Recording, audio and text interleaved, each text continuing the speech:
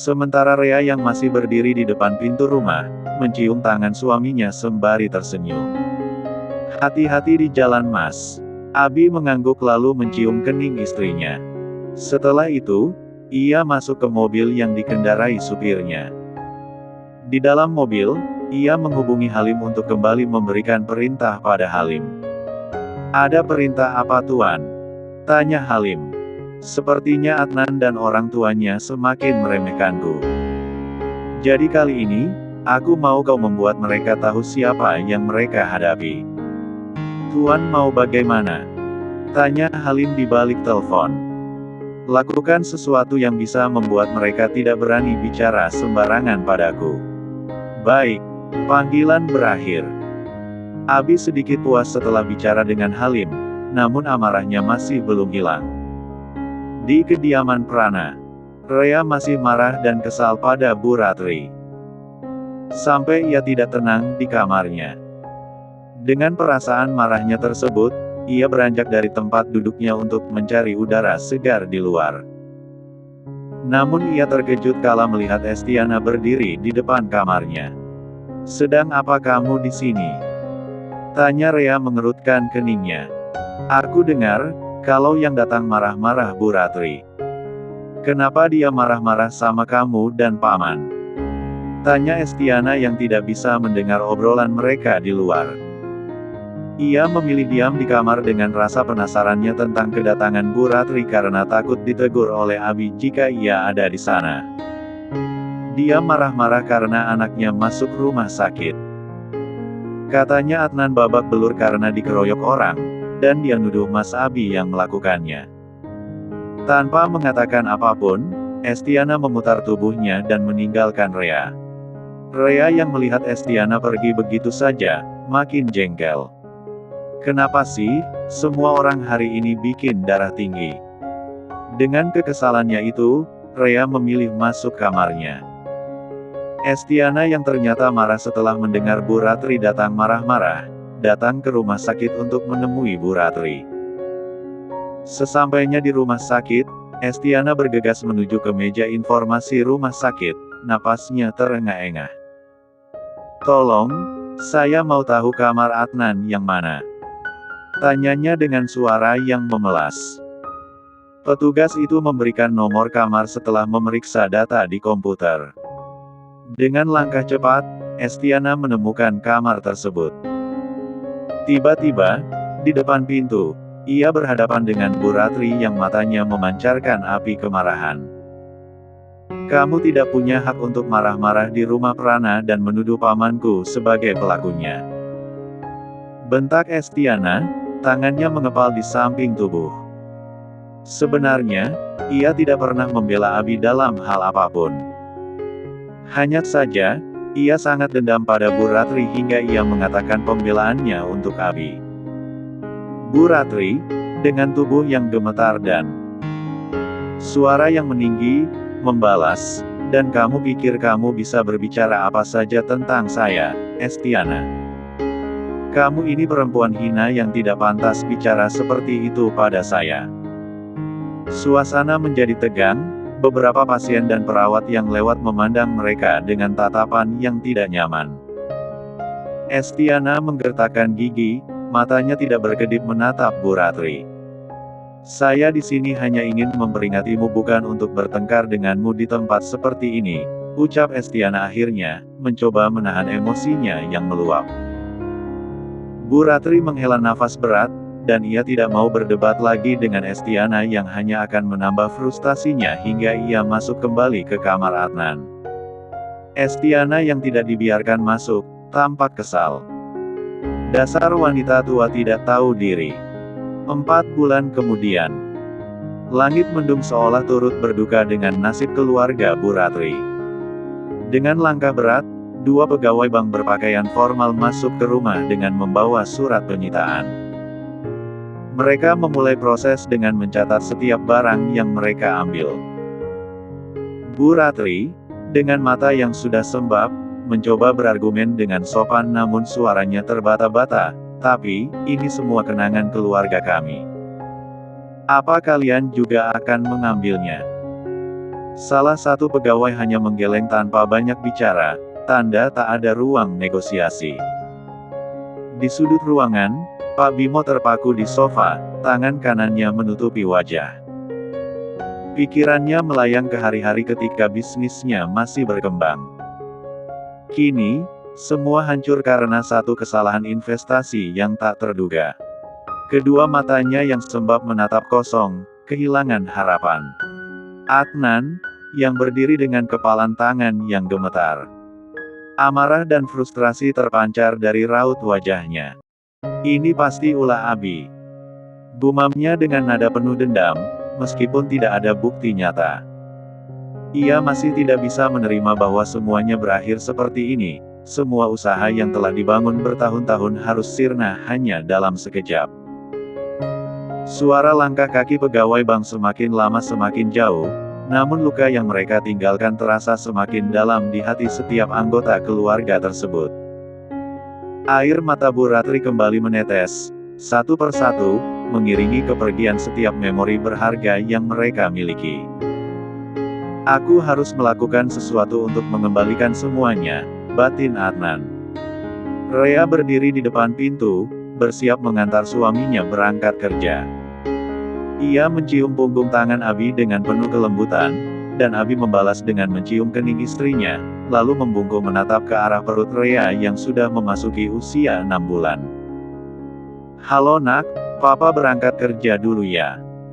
Baik-baik ya, jangan nakal, jangan bikin mama stres, ucap Abi pada calon bayinya itu.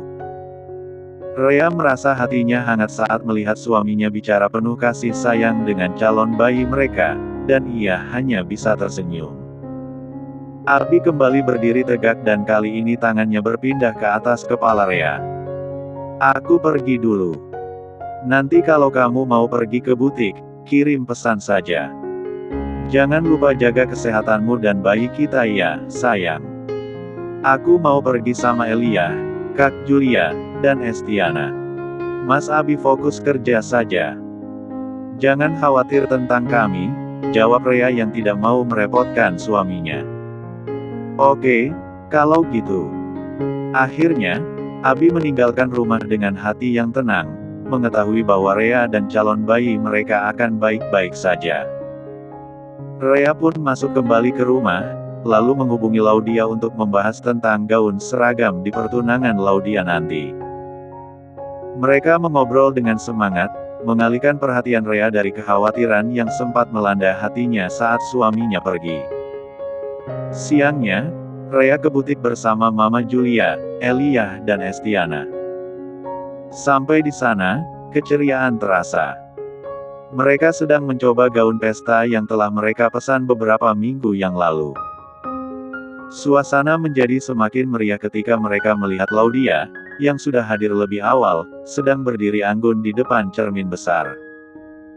Ia mengenakan gaun pertunangan berwarna putih yang memukau, dengan bordir halus yang menambah kilau pada penampilannya. Mama Julia, yang juga ikut serta, tidak bisa menyembunyikan kekagumannya. Laudia, gaun itu sangat cocok dengan tubuhmu. Cantik, puji Mama Julia dengan mata berbinar. Rea dan Elia pun mengangguk setuju, tersenyum lebar melihat Laudia begitu cantik. Namun, di sudut ruangan, Estiana hanya berdiri dengan raut muka yang datar. Ia memilih untuk diam dan tidak memberikan komentar apapun. Walaupun semua orang di ruangan itu tahu, Estiana dan Laudia memang tidak pernah akur. Estiana mengalihkan pandangannya ke gaun yang ia coba, berusaha mengabaikan kehadiran Laudia yang selalu berhasil mencuri perhatian. Abis coba gaun ini, kamu coba gaun pernikahanmu, ucap Mama Julia sembari menunjukkan gaun pernikahan Laudia yang terpajang di patung. Rea dan Elia mendekat ke patung itu lalu mereka menyentuh gaun pernikahan Laudia yang sangat cantik. Wah, ini sih keren banget, puji Elia. Rea tersenyum melihat Elia yang tampak kagum dengan gaun pernikahan Laudia. Harus keren dong. Kan, dibuat khusus untuk acara nikahan. Mama Julia, yang memperhatikan keheningan Estiana, mengalihkan pandangannya ke arah wanita itu dengan senyum hangat. Estiana, ayo coba gaun pesta ini. Mama sudah pesan khusus untukmu, ajaknya lembut. Estiana, dengan langkah ragu, mendekati Mama Julia. Matanya sedikit berkaca-kaca, terharu bahwa ada orang yang begitu memperhatikannya. Terima kasih, Mama, ucapnya dengan suara yang bergetar, sambil menatap gaun yang indah tergantung di gantungan baju. Mama Julia membantu Estiana mengenakan gaun tersebut. Gaun itu berwarna biru langit dengan aksen renda putih yang menambah keanggunan. Saat resleting di punggung Estiana ditarik ke atas, Mama Julia tidak bisa menyembunyikan kekagumannya. Oh, Esti. Kamu terlihat seperti putri di dalam dongeng, puji Mama Julia, matanya berbinar-binar. Estiana memandang dirinya di cermin, takjub melihat refleksi yang terpantul. Gaun itu memeluk lekuk tubuhnya dengan sempurna, membuatnya merasa spesial dan dicintai. Apapun yang kamu pakai, tak akan menghapus dosa masa lalumu yang sengaja merebut calon suami orang. Kau akan selalu dikenang sebagai perempuan murahan. Luarnya bagus, tapi hatimu busuk. Mau gaun penuh berlian atau emas, tak akan bisa menutupi kebusukanmu. Gaun itu hanya menutupi tubuh murahanmu. Tiba-tiba, Laudia berkomentar dengan nada sinis, membuat Mama Julia, Elia, Rhea, dan Estiana terkejut. Mereka semua menoleh ke arah Laudia yang berdiri di depan cermin, menatap dirinya yang mengenakan gaun, seolah-olah dia berbicara pada dirinya sendiri namun sesungguhnya ia sedang menyindir Estiana. Aku merasa seperti dia sedang berbicara padaku, batin Estiana. Laudia yang merasa tatapan-tatapan itu mulai tertuju padanya, langsung berbalik ke arah mereka dengan wajah bingung. Loh, ada apa? Kenapa kalian menatapku seperti itu? Tanya Laudia pura-pura tak tahu. Apa yang kamu bicarakan tadi, Laudia? Tanya Mama Julia ingin tahu maksud ucapan Laudia. Oh itu. Tiba-tiba aku teringat dengan drama yang aku tonton tadi malam, Tante. Dramanya seru banget. Jadi, ada seorang anak pembantu yang udah dirawat sama majikannya sampai dia dewasa dan menjadi gadis yang cerdas tapi sayangnya, hatinya sangat busuk. Di depan keluarga angkatnya, dia pura-pura jadi anak baik, tapi di luar, dia menjadi sangat sombong. Aku ingat adegan temannya berdiri di depan cermin pakai gaun pesta kayak begini, terus dia ngomong kayak tadi sama temannya. Mama Julia akhirnya paham, dan ia sama sekali tak curiga bahwa orang yang dimaksud Laudia adalah Estiana. Oh begitu. Kamu ini ternyata suka nonton drama seperti itu. Suka banget Tante. Apalagi cerita tentang anak yatim piatu yang mendapatkan keluarga baik lalu sukses.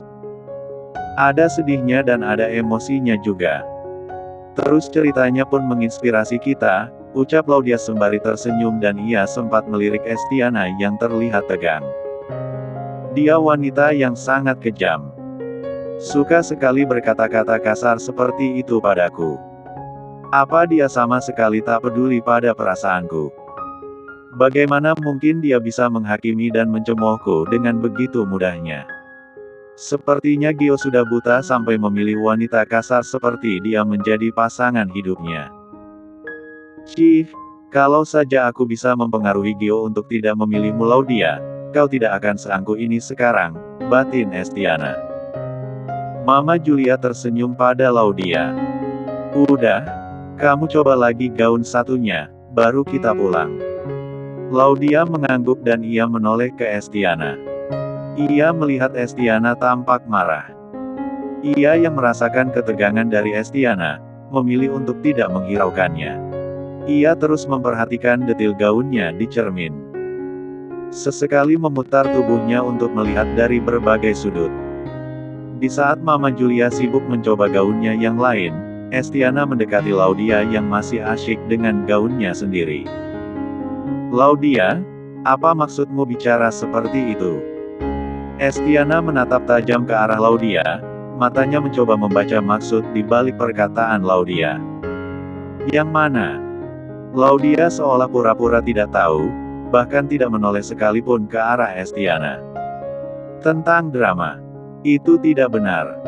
Kau sengaja bicarakan itu untuk menyindirku di depan Mama Julia, kan? Benar. Memang kenapa? Mau menamparku? Tantang Laudia yang sama sekali tidak takut pada Estiana. Laudia, berhati-hatilah. Jangan membuatku jengkel, Estiana mengingatkan dengan nada keras. Mendengar itu, Laudia merasa kesal hingga ia memutar tubuhnya berhadapan dengan Estiana. Sebenarnya, kaulah yang harus hati-hati, Esti. Jangan sampai membuatku tidak bisa menahan diri lagi, mungkin kau akan menyesal nantinya. Mendengar hal tersebut, rasa penasaran Estiana memuncak. Kenapa? Kau ingin cerita tentang aku pada Mama Julia? Estiana menatap Laudia dengan tatapan sinis. Tepat sekali. Aku hanya tinggal menunggu waktu yang tepat saja. Dan di saat itu, akan kutunjukkan pada Mama Julia siapa dirimu yang sebenarnya. Anak angkat yang selama ini beliau banggakan, sayangnya tak lebih dari seorang anak yang busuk dan penuh kepura-puraan, sahut Laudia dengan tegas, matanya bersinar tajam menatap Estiana. Estiana. Seru Mama Julia yang membuat Estiana terkejut. Dengan cepat, Estiana menoleh ke arah Mama Julia sembari tersenyum.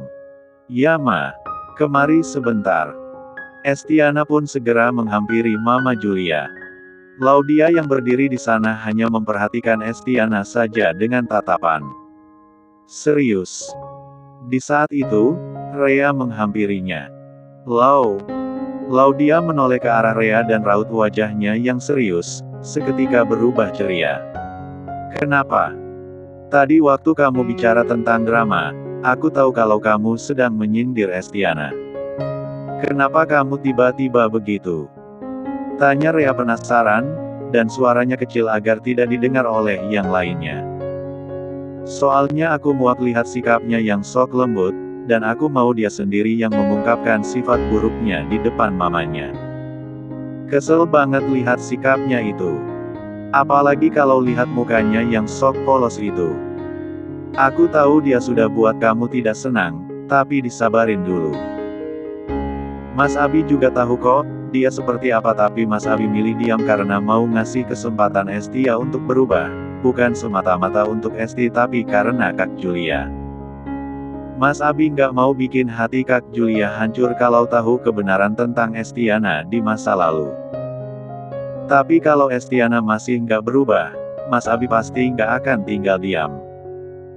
Dia udah bilang gitu kok sama aku, makanya aku juga nggak lakuin apapun. Laudia paham bahwa semuanya demi menjaga perasaan Mama Julia. Oleh sebab itu, ia mengerti kenapa Rea dan Abi diam saja, membiarkan Estiana tetap tinggal di keluarga Prana. Aku dan Mas Abi cuma butuh kedamaian saja. Kami tidak mau keluarga menjadi berantakan karena Estiana. Selama dia tidak melakukan apapun, kita juga akan diam, lanjut Rea. Di saat itu, Abi datang untuk menjemput istrinya. Mereka berencana ke rumah sakit untuk memeriksakan kandungan Rea, juga untuk USG.